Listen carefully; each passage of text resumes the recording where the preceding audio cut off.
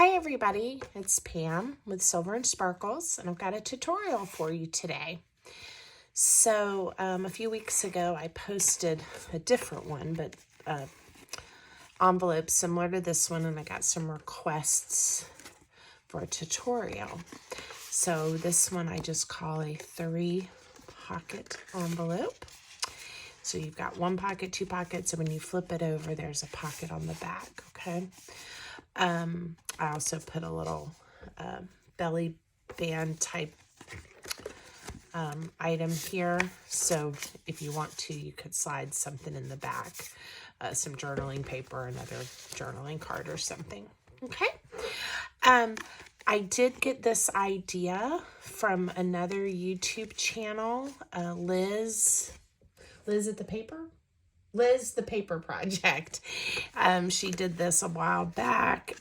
I've made quite a few of these. I think they're fun. She has a great tutorial, so go check her out. This is going to be my version, and we'll see how we do. So a couple of things that you're going to need. You definitely need a piece of 12 by 12 scrapbook paper. This one is a light cardstock weight. If it's too flimsy, your envelope probably won't have enough structure to it, but that's up to you. I am using a scoreboard. You can do that, or you can just fold, measure and fold. It's not completely required. I also used a cute little eyelet for my ribbon closure. You can do a different type of closure, and if you check out her video, you'll see she used, like, I think some Velcro or some different ways to close it, or you could even just do a loose ribbon closure. So I am going to do that and show you guys. So eyelet, a crocodile to set it, punch the hole. I'm going to round corners, so something to do corner rounders. If you want to do these notches, you'll need a circle punch. You need a pair of scissors. You need some type of glue. Kind of your basic supplies, ruler, bone folder, those types of things, okay? And I do like to ink around the edges, so if you want to do that, you'll want some distress ink, okay? So the first thing we're going to do is take our piece of paper. Mine doesn't have any directionality. If yours does, turn it the way you want it, and keep it upright. I'm going to flip it over to score it. So you can just fold yours in half carefully, because I am just scoring it 6 inches to help give me a guide of where I'll be folding it. Excuse me. Okay, so once you've scored it 6 inches, you're going to turn it, and I wrote down where I'm scoring at. Then we're going to score it 2.5, 7, and 10. So 2.5 inches, 7 inches, and 10 inches. Okay, and that's all we need our scoreboard for. So we're going to put that one away. It's not our way. And the next thing that we're going to do is just start getting the paper used to being folded at these points. And I did score it, but I try to be really careful as I can to match it up. This project, definitely, you can see if you don't get it folded well. Every one of these I've made, I've had to trim and clean up just a little bit, and that's okay, and I'll show you how to do that. But certainly, the more careful we are, the less of that we have to do.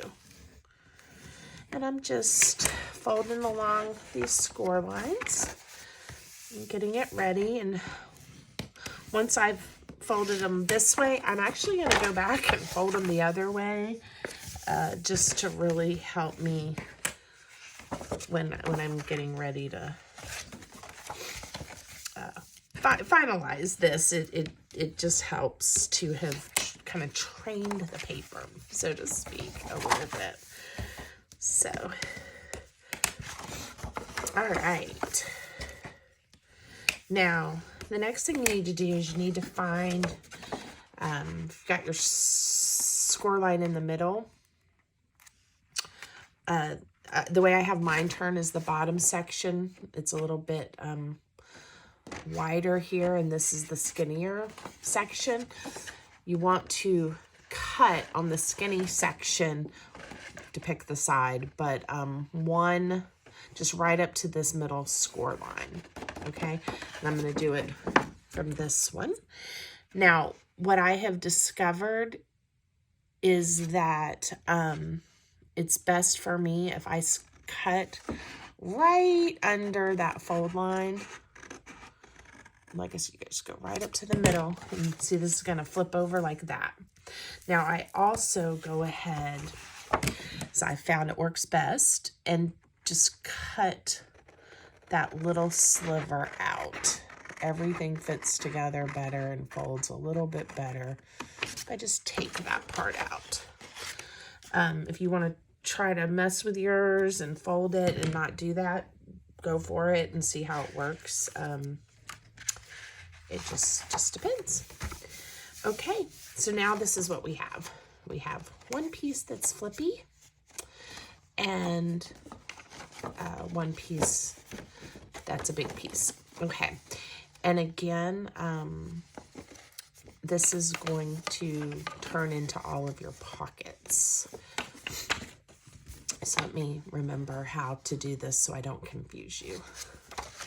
All right, if you have your flippy side down, so all we're doing is folding it in half and your cut pieces on the bottom.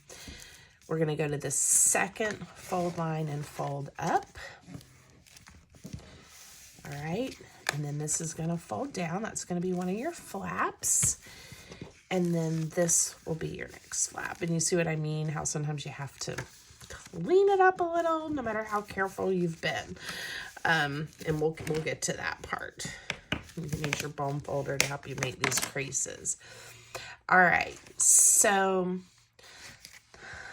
the next thing that I do, and I'm just not quite sure why this loves to do this to me, but it always turns out pretty, so no worries. But it sure does like to kind of get jumbled up there. If somebody knows a fix to that, let me know.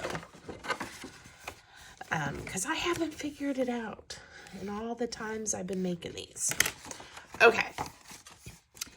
Your circle punch. We're going to make some notches to make it easier to see where the pockets are. So once you get it folded, and I actually did this one a little different, which is okay. It depends on which side you cut for your flap. This one, my opening is on the right-hand side for this back pocket.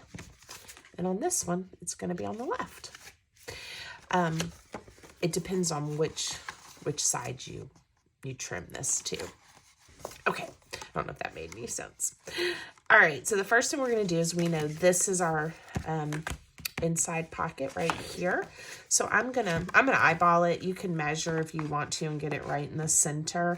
This is 6 inches, so you could mark it at 3. I'm just gonna eyeball it. Don't know why my punch just did that. Always the fun things that happen when you're trying to make a video. Never have a problem with this punch.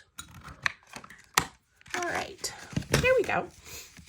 Okay, and then same thing, I want a little punch here to make it a little bit easier to see that back pocket. So I've just flipped it over, make sure I'm not doing both layers, just one, the back layer. There, and now we have a little notch. And I apologize for coughing, I'm getting over a little bit of a cold.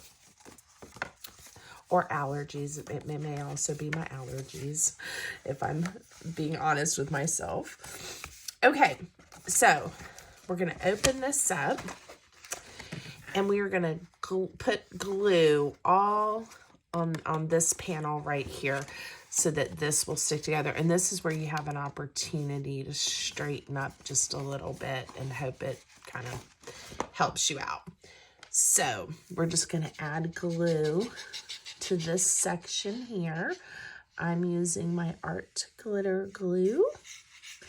It dries pretty quick and makes, especially when I'm on camera, makes it just a little bit easier. And all we're gonna do there is glue that section together. And I attempted to line it up fairly well.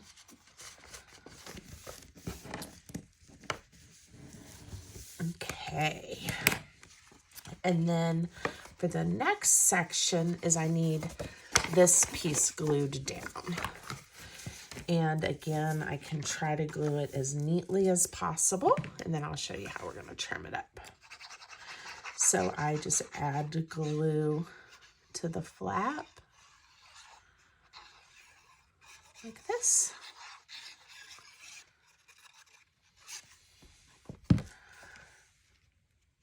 And line it up as neatly as I can. Okay. See how we're doing.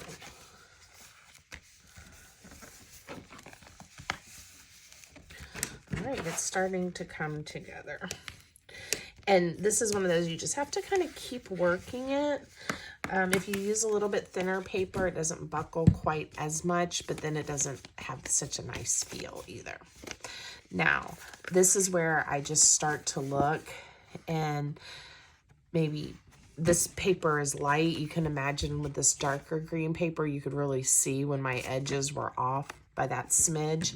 I am going to go ahead and hold this as carefully as I can, and I'm going to just trim those off, and you're not even going to notice.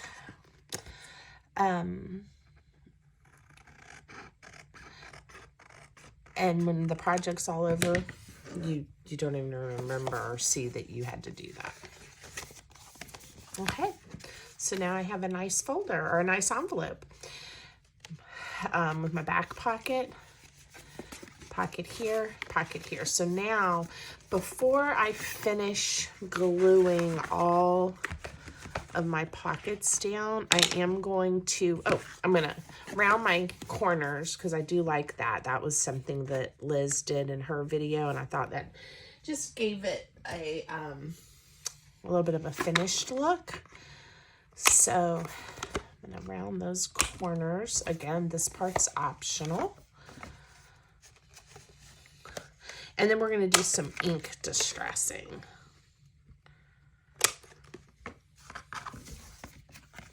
Before I glue the pockets down, because I like to have that little bit of contrast so you can see where everything is. And if I had already glued this pocket down, I wouldn't be able to do this as easily. Okay. Again, if you don't want to ink distress, you don't have to. It's up to you if you want to or not. I like how it looks. You have to let me know. And some projects, it lends itself, depending on how you're going to decorate it. And if you want it to kind of have that vintagey or that grungy, shabbier look,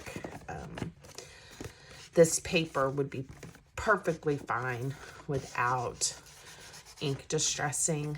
But I have already set aside a few pieces of ephemera we're going to use to decorate it with. So I know because of the style of that I definitely want mine ink distressed. Okay. And you can always go back later and do more if you feel like you didn't get quite enough. So, all right. I'm happy with how this is looking. So, the first thing I'm going to do is glue this pocket down. Now, I only want to add glue to this one side because I'm leaving this as an open pocket and this is an open pocket. So again, just pay attention to what you're doing. I'm going to just do a thin bead of glue. Okay. And then we have to make this pocket. You can see this is bubbling just a little bit, but when it's all closed up, I think it's going to be okay. All right, so now for this pocket, we're going to put glue, a thin bead of glue on these two sides. Okay, and that's it. And this is where using a good quality white glue that is not going to fail or take a long time, in my opinion, to stick, just makes your life a little bit easier. And again, I just have it in this dispenser, but this is the glue that I use pretty much all the time. Okay. All right, so now is the fun part. We just get to decorate and embellish and add the extras to make it look pretty.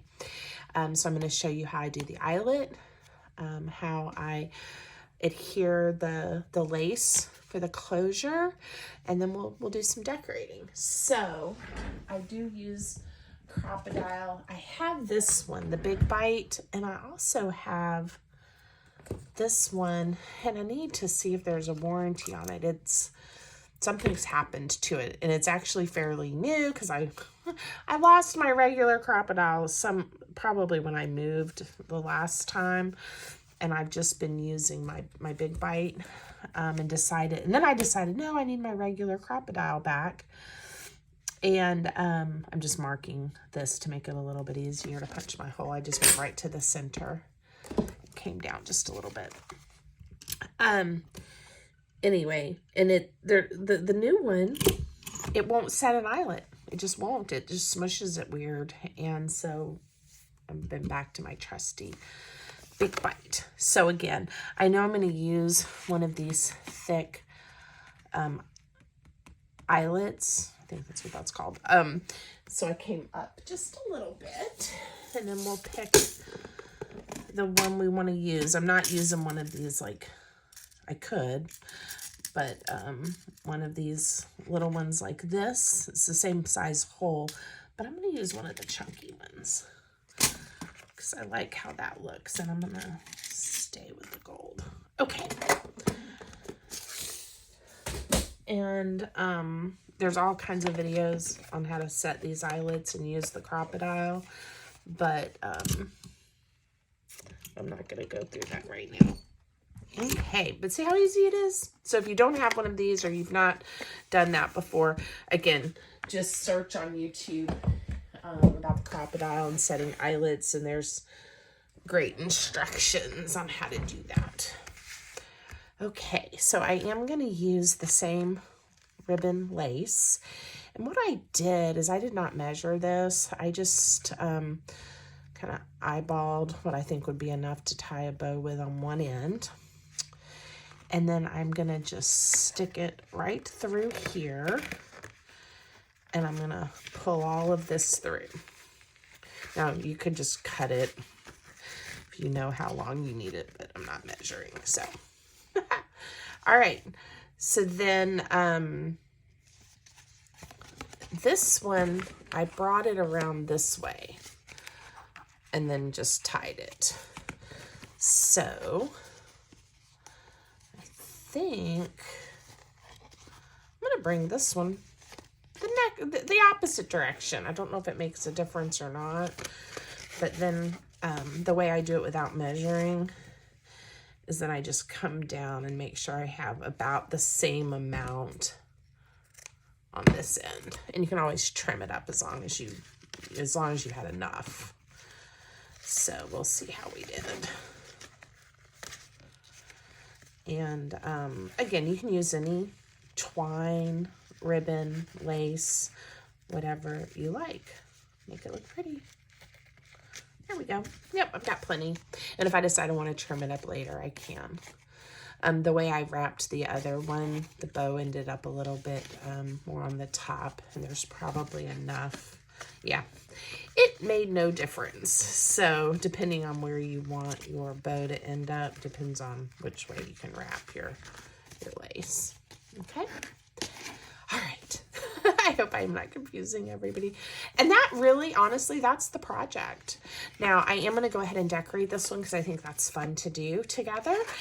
So if you want to stay with me while I decorate, I would love that. But that's your project. And you've got 3 pockets and you can go. And you can make this with, you know, any kind of paper. You could even make it like just with like a craft cardstock. That would be pretty. Lots of options. All right, so I just have little pieces from some digital kits already cut out that I'm going to, ooh, that looks like the perfect size, that I'm going to use to decorate this one with. So for my back pocket, I do like to have something big enough that you see it a little bit there, and can pull it out, but you don't have to. You could also go ahead and attach a ribbon or something if you wanted to, and it could be hanging out, and that would be cute and pretty too. Let's see what I have. I have not thought this part through. I tend to just start decorating. And sometimes I lay it all out before I glue anything down and make sure I like, you know, how it's all coming together. Sometimes I just start gluing. Really depends on the mood I'm in. Now, one thing with this project, because we do have the flaps, if you're going to put embellishments, you know, on the flaps, you will want to see what it looks like as you go. So I'm not sure if these are the right size. They're going to fit anywhere. I can always trim it down if I decide I want to use one of those. And then I also can use some of these pretty papers actually as part of the ephemera that's going to go in the pockets. So I love to stuff everything. Ah, that one fit. I didn't think it was going to. These are all from some digital kits by Pink Monarch Prints. You guys know I love all of her papers. So I usually have a bunch of those. She just gives you so much ephemera when you purchase any of her digital kits that I really enjoy having it on hand to stuff my projects with. So I don't know if you can hear, but my dogs are having a barking fest for some reason. And I'm guessing there's no one outside or at the door. It's probably, or maybe someone's going for a walk. They do tend to say hello to the neighbors when they walk in our cul-de-sac. But a lot of times it's a squirrel or a bird or a leaf or nothing at all. And it's just what we do. It's just how we roll. And trying to embrace the fact that that is their singing. And now they've stopped, so all's good. They do have a little bit different bark when it really is like the mailman or the Amazon delivery guy. They do have a little bit of a different bark. All right, so this is where I was saying is if I'm going to glue onto these layers, I want to make sure I like how it looks. Let's see if we've got any of these little pieces that would be neat to look at. Well, I'm definitely going to glue this down. And again, this is where I said sometimes I lay everything out and plan it all out, and other times I kind of just start crafting or consider it more like collaging. And if I don't like it, I can lay something over top and go with that idea. I think I'm gonna take one of these little circles. This one says treasure. Let me see what that would look like. Yeah, and then I could still see the word when it's closed if I position it correctly. All right, so I hope this will inspire you to maybe make one of these lovelies yourself. I'd love to see what you made. You know, you can always send it to me on Instagram or tag me if you make it and post it, but I would love to see if you decide to make one of these. It's always fun to know that someone's been inspired. Did not do what I wanted it to, so I'm going to skip it. I think I might leave it at this. I think I may have done enough. For some reason though, this bottom down here I'm thinking needs a little something. And again, I am also known for, I will go back later and decorate some more sometimes after I've stepped away from a project. I realize, you know, there's something missing, or, ooh, I have an idea that'll just take that up a notch. So that might happen with this project too. All right, let's see how we did. I like how this one turned out. I am not going to put anything on the back of this one right now. I'm going to give that some thought. Again, that's totally just part of the option when you're making your work, your project. One reason I like using this lace is I can then fluff up the bow. And it's easy to work with because I'm not the best person to tie bows.